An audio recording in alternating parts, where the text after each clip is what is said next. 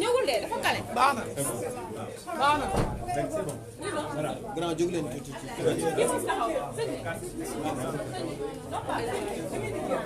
waaw il faut ñu jël.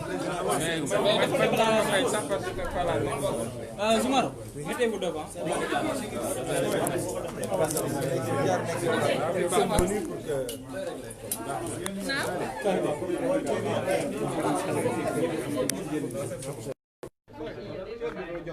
Voilà, je vais mettre devant.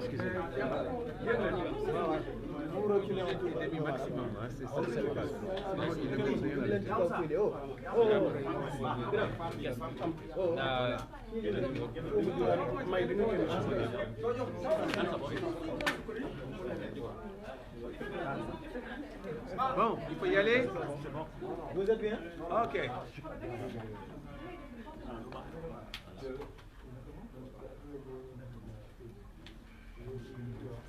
Poser des questions ou bien on peut y aller directement? Voilà.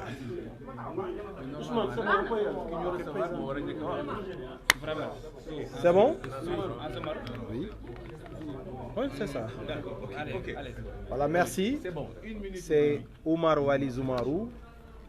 membre du groupe de contact du Front Nyolank. Nous sommes aujourd'hui dans les locaux de PASTEF. Sur notre demande, nous sommes venus rencontrer le président Ousmane Sonko pour lui expliquer ce que nous sommes en train de faire, mais également pour solliciter son expertise, la participation de PASTEF dans ce que nous sommes en train de faire dans le front Nyolank Nyobagne. Je crois que dans cette série de rencontres, il y a des leaders qui aujourd'hui jouent un rôle essentiel dans le combat de tous les jours que les Sénégalais sont en train de mener pour de meilleures conditions de vie et de travail. Et nous ne le dirons jamais assez, le président Ousmane Sonko, si ce n'est la figure de proue, fait partie de ces leaders-là. C'est pourquoi c'est avec plaisir et une très grande satisfaction que nous informons l'opinion publique nationale et internationale que le président Sonko nous a déjà donné son avis en tant que leader, un avis favorable, mais également il nous a rassuré qu'il rendra compte aux instances de son parti et que nous pouvons être tranquilles que PASTEF est un parti qui est là pour se battre aux côtés des populations, et si un tel combat contre la hausse des prix de l'électricité, un combat contre l'emprisonnement arbitraire de beaucoup de leaders d'opinion est engagé par un front dénommé Nyolank, la place logique et naturelle de PASTEF, c'est de se trouver dans ce cadre de lutte. Donc aujourd'hui, nous pouvons dire que nous sommes satisfaits et qu'avec la présence de PASTEF à nos côtés, la lutte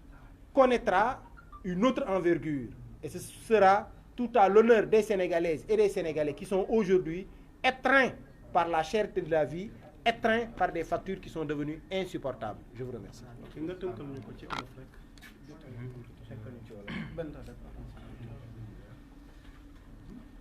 asalaamaaleykum mbokk taskati xibaar yi maa ngi tudd Benteleb Sow di co-coordinateur collectif Nyolank tey nag dañoo ñëwoon seet si parti politique bi di PASTEF jaaree ko ci président am Ousmane Sonko nga xam ne moo ñu recevoir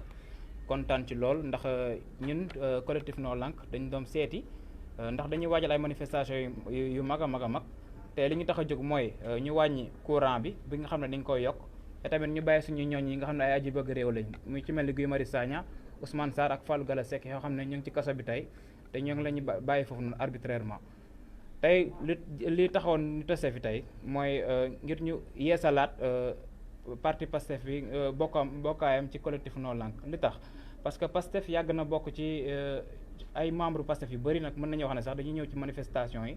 daanaka sax suñuy jàpp ay suñuy élément nga xam ne Nyolank waa PASTEF da ciy bokk donc jàpp nañ ne Pastef déjà moo ngi ci biir waaye tamit dañ doon yeesalaat suñu taxawaay ngir fas yéene partager suñuy xalaat ngir manifestation yi nii di waaj a ñëw. dañoo jàpp ne tamit nag dañoo war a seeti ñëpp ñoo xam ne ils partagent le combat ñëpp ñoo xam ne ils sont engagés ñoo xam ne ils assument leur position. xam nga ne ñun ñii duñ dem seeti n'importe qui dañu seeti tamit ñëpp donc ñëpp ñu ñuy seeti dañuy xam ne carrément dañoo nekk dañ fay toogal askan wi te ñoo xam ne yàgg nañoo xeex ngir population ñuy jël seen revendication léegi nag loolu je pense que loolu kese la woon question waaw suñu càkkuteef ñoom comme que organisation bu organisé lañu dañuy fas yéene nañu jox nañu sañ xalaat ne tak dinañ toog waxtaan ak seen parti politique xool ban taxawaay la ñu gën a am ci biir collectif bi.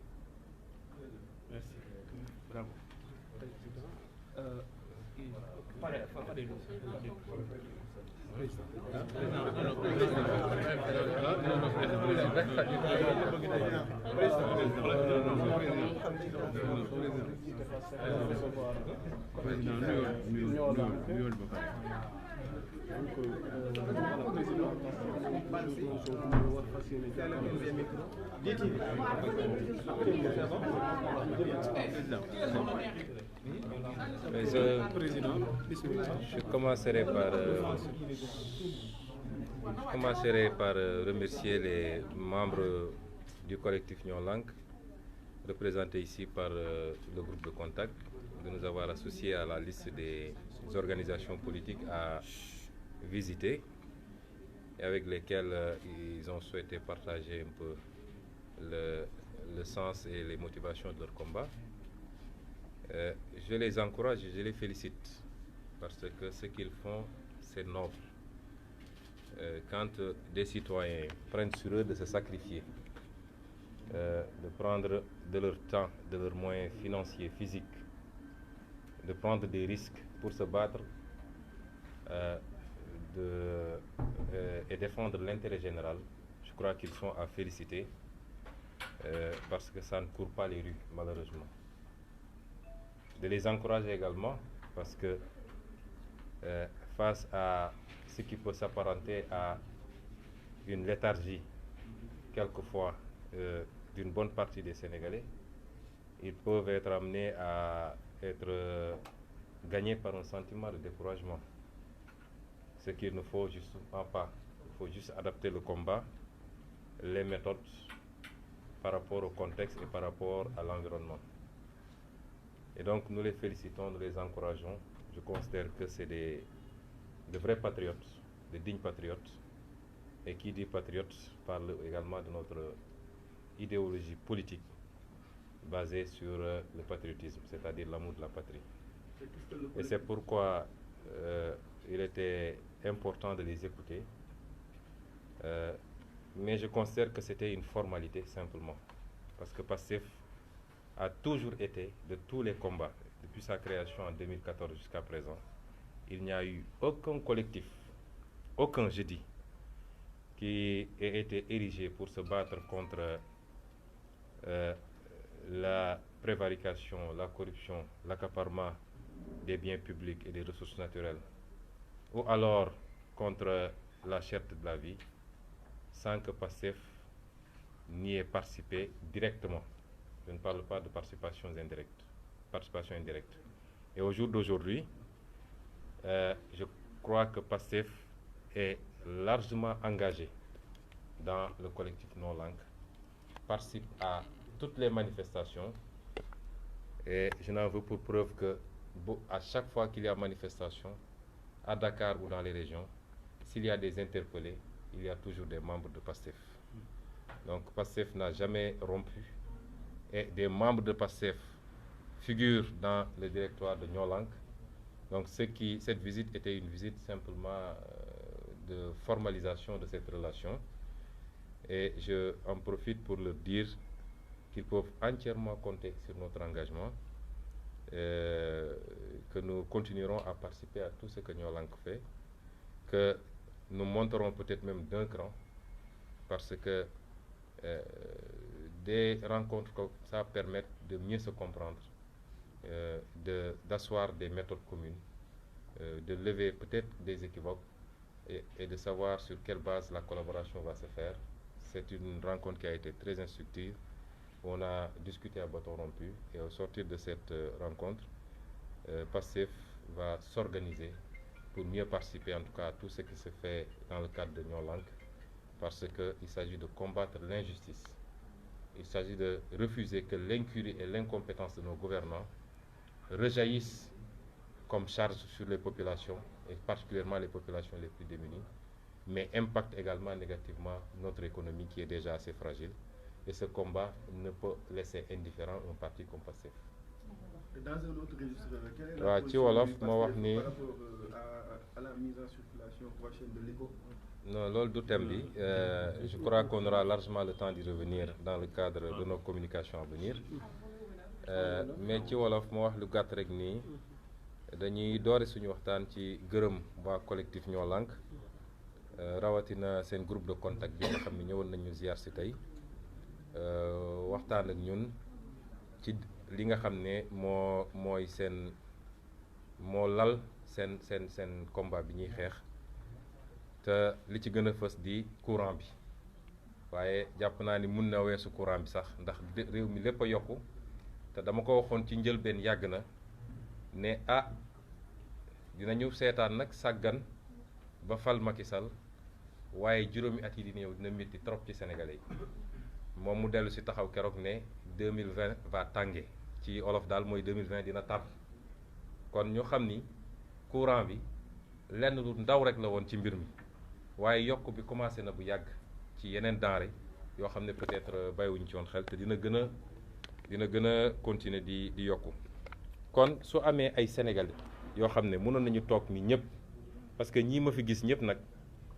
wax dëgg yàlla suñu yokkee dina métti ci ñoom waaye am nañu lu ñu fayee ndax ku nekk yaa ngi jàpp ci li nga jàpp te am nga sa sutura waaye suñu ànd ak loolu yëpp suñu bàyyee seen lépp jël seen alal jël seen temps ndax heure bi heure liggéey la ñu jël seen temps jël seen alal bàyyi seen yitte yëpp di jël ay risques ba lu ne mun leen ci fekk ñu leen di gazé naam sax du ñoom rek ndax defe naa bële passé moom journaliste jël nañ seen wàll di leen duma di leen tugal kaso yooyu yëpp ñu ko ciy dund jàpp naa ni bëgg réew mi moo tax ñu koy def kon loolu mënuñu lu dul di leen ci jaajëfal di leen encourager parce que it soo nekkee ci yu mel nii te léeg-léeg mu mel ni lu bëri ci askan wi dañ koo yëgalul seen yaram ndax boo wootee léeg-léeg boo moytu lu ñi fay ñëw du bëri ci loo xam ne rek ñëpp la lor ndax courant bi bu yokkuwul pour professeur Malick Ndiaye dong wala pour Zoumarou dong wala pour Guèye dong waaye defe naa Sénégal yëpp a ko yéeg léeg-léeg su demee noonu nag mun nga dem ba xaw a am loo yéeg mu andi découragement waaye combat bu noble la mooy jaamu yàlla la taxawal askan wi jaamu yàlla la te ñoom ci loolu lañ nekk kon ñu ngi leen di gën a encourager di leen feddali suñu participation ci lépp lu ñuy def ndax dama wax léegi nii PASTEF en tant que parti politique ñun bi ñuy door sax dañ ne woon ñun nous sommes un parti politique citoyen mooy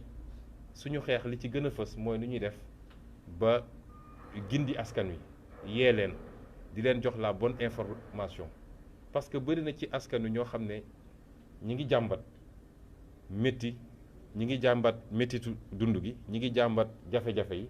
mais amuñu instruments yi wala amuñu information yi pour xam di tax mbir mi demee noonu donc ñun bi ñuy door suñu premier objectif mooy fexe woon ba li ñuy wax éveil des consciences yee citoyens yi di leen wax lan la nguur gi di doxee naka lañ ko yoree lan moo ci baax lan moo ci baaxul te bëri na lu ñu niroo ci fànn woowu ak mouvement citoyen moo tax dañ demoon ba nit ñi dañ naan Ousmane Sonko moom lanceur d'alerte la moom dénoncé rek lay def fekk du loolu kon su dee loolu mooy suñu li fondé suñu parti question yu mel nii mënuñu cee ñàkk participer moo tax bi ñu commencé ba léegi collectif yi ñu mës a def yëpp non au franc CFA nu mu tudd collectif non aux accords de partenariat économique collectif pour le recouvrement des avoirs pétroliers et gaziers du Sénégal aar lu ñu bokk ak ba bii nga xam ne mooy Noo Lank musuñu see génne suñu loxo te li koy firndeel rek mooy saa su manifestation amee yéen ñii di journaliste yi fa teew gis ngeen ni membre Pastef yi dañ fay bëri trop dañuy mobiliser lu bëri ñaareel bi mooy fu ñu jàpp ay nit fu ñu ne jàpp nañu fukki nit boo moytul juróomi waa Pastef lañu directement wala indirectement kon lii formalité rek la woon pour li nga xam ne ñu ngi koy liggéey ñu waxtaan ci ba gën a diisoo gën a dëppale ci méthode ak ci ni ñu war a doxalee mais ñoom xam nañu déjà que Pastef moom mosul génnee loxoom ci mbir mi waaye bis ni ki tey bu soobee yàlla dinañu lépp lu ñu doon def dinañ ko ful dinañ ci gën a jàpp dinañu mobiliser suñuy nit ndaw ñi jigéen ñi mag ñi dinañu lancer ay appel ba nga xam ne combat bi nga xam ne Sénégalais yëpp la concerné au-delà de Pastef képp kuy suñu sympathisant rek wala képp kuy citoyen boo xam ne même soo àndul ak ñun Sénégal ñor na la war ngaa mën a jàpp ni lii du combat wu Massamba wala Mademba ñu mobiliser wu ba nguuru Macky Sall dellu gannaaw yërëm askan wi tuuti ba teggi coono gi mu bëgg a teg coono gi askan wi te muy yokk facture courant yi. Vous représentez la jeunesse qui s'engage. On a vu plusieurs marches ont déjà été organisées. On est à la veille de 2020, d'une nouvelle décennie. Qu'est-ce qui va pouvoir être fait? Quel type d'action pourra être lancé en 2020, que ce soit de la part d'un mouvement comme Nyolank et du vôtre, d'une telle association? Qu'est-ce que c'est la prochaine étape? Pour Nyolank a son agenda, sa stratégie. Ils vous les révéleront le moment venu. Je crois qu'ils ont prévu un certain nombre d'événements et d'activités qu'ils vont dérouler. Ça n'a rien à voir avec nous en tant que parti politique. Nous avons également notre agenda politique qui est déconnecté de celui de Nyolank. Et cet agenda-là, évidemment, nous le présenterons aux Sénégalais au fur et à mesure, de manière tout à fait comme nous avons l'habitude de le faire, parce que nous sommes un parti très ouvert et très démocratique, très transparent. Mais pour ce qui concerne Nyolank particulièrement, je crois qu'ils nous ont exposé une feuille de route et une série d'activités. Je ne pense pas qu'il y en ait d'ici le 31 décembre, mais dès le début janvier, il y a un certain nombre d'activités qu'ils ont déjà annoncées à la presse d'ailleurs. Demain, le président Macky Sall fera son adresse à la nation. C'est pas l'ordre du jour. Merci, président. Merci beaucoup.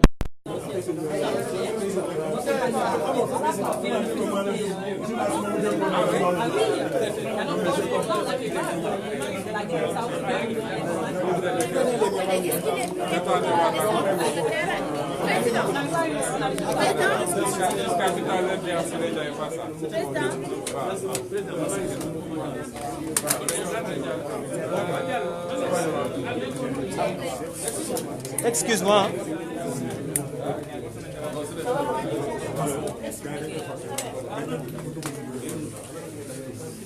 jël leen seen fii.